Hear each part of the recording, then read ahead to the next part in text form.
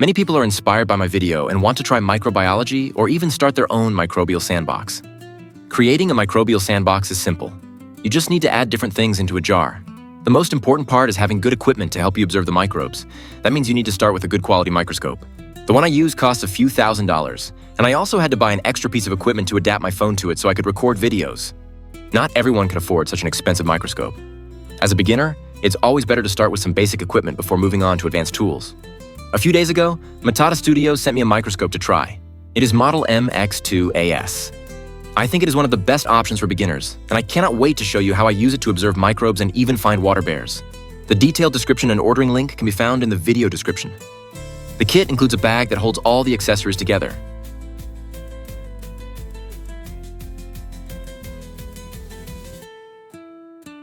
Inside, there are already 2 petri dishes so you can use them to collect samples. The microscope itself is made up of 2 parts, the upper MX2-A part and the lower MX stand part. These 2 parts can be combined easily as shown in the video.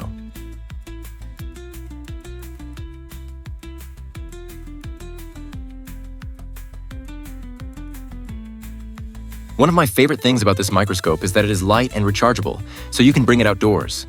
That means you can observe samples immediately without needing to take them home. To start, press the power button and the microscope will turn on. To start, put the sample in the middle of the stage, adjust the height of the stage and tune the magnification, and you can observe the detail of the sample. I really wanted to record it and share it with you. There's a storage card inside the microscope and you can press a button to record. But I prefer using my phone directly. On the screen, press the menu button and choose Wi-Fi. It will show the hotspot and the password. Now go to the App Store or their website and download the app. The app is also available for Android phones. Connect your phone to the Wi-Fi shown on the microscope and enter the password. Open the app and it will confirm that the Wi-Fi from the microscope is successfully connected. You can now observe through your phone. Press the record button to save everything you want. All photos and videos will be stored in the app, and you can later download them to your phone album. Now let's try some real samples. If you followed my Microbial Sandbox series, you know I incubated a fish body and many worms appeared. Let's use this microscope to observe them. You can place the sample in a petri dish, or if you have your own slides, you can use those too. Since the worm moves too quickly, I placed a cover slip on it to slow it down. Then I put it under the microscope. This worm is only about 5 millimeters long, but the microscope magnifies it enough to see its internal structure clearly.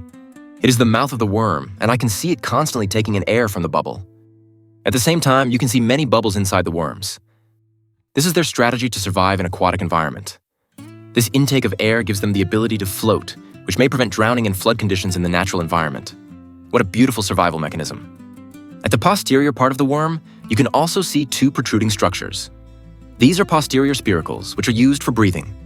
Having a breathing structure at the posterior allows them to breathe while feeding. Based on the morphology and its survival strategy, it should be a maggot of a scuttlefly.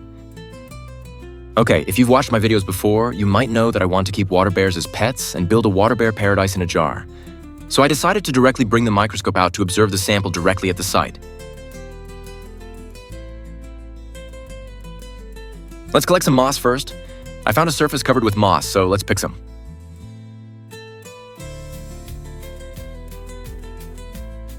This time, I don't even need to bring the sample home. I can just take the microscope out and observe it directly.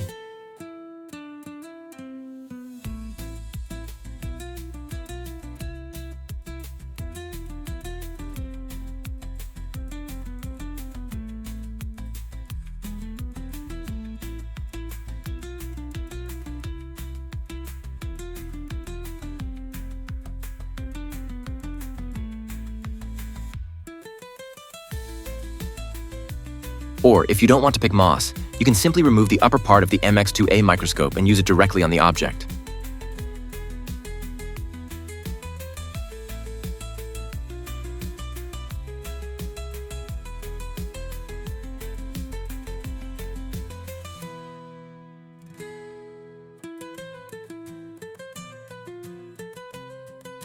Since it is difficult to observe water bears in dry moss samples, as they usually remain in a dormant stage, I soaked the moss in water overnight.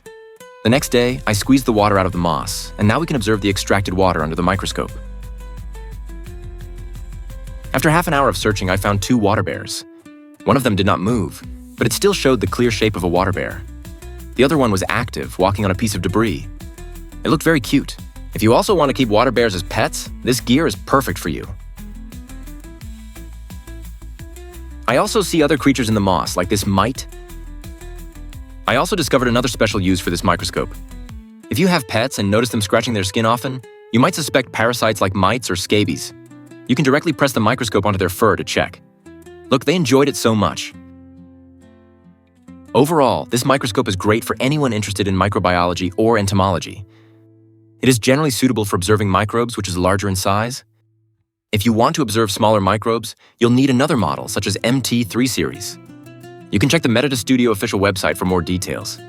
For me, the MX2-AS model is already a great choice for beginners.